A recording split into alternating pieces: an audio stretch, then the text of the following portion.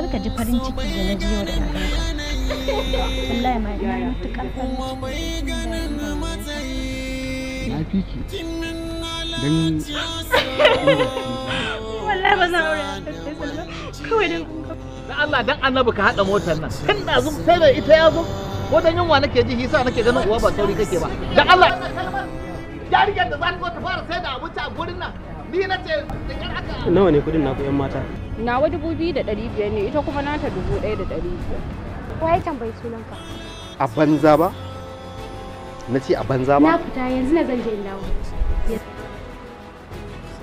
kar ki kasance mai wulakanci kar ki kasance mai reni gaskiya ni ba na jin ma alaji na san wannan abin da ake yi kamar yana kenan fa ya fesa tambaya ta maki kamar ya sallah ita ce gaba da komai to amma dan a samu nutsuwa sallar kaga sai a fara cin abinci to shikenan to yana haba alal ya za ka ce za ka yi hayaniya to ko jirgin sama ka kawo a gyara dai a garajin nan sai dai haka haba oga bala kai kullun ka fi so ka ringa hada mana gwarama da kwastomomin mu a garejin nan wannan mutum baya kaunar Allah yau ta ci guda da kama ka mota yau ko da Allah da wannan bari kai ka gane a'a da bar shi kai wallahi wallahi da bar shi kai wallahi ni ne kai wallahi ba zan bayar da kai su kai ka amma dai kai a hankali an zirkai wani ne ya buge ka me yake da maka sai mata fa kai ai ya sha tafiya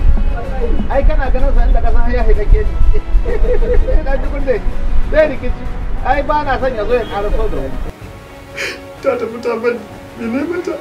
ya za ta buga ka a no ina son ta da gaske ba wasa nake ba kawai a ja masa kunni ka gane wai laushi a no kar ku yi abin ta yadda za a gane daga guri na ne ku yi abin ne wai da ka gane silently ba wanda ya gane ka gane kun san aikin ku insha Allah zan jajirce Allah ya zan bari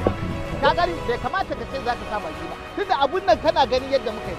ka gani haka muka yi kai kace abu a gyaran a hankali magana haƙuri ta ka shiga cikin wannan magana haƙuri ta ƙare kawai ka bani kidin mota ta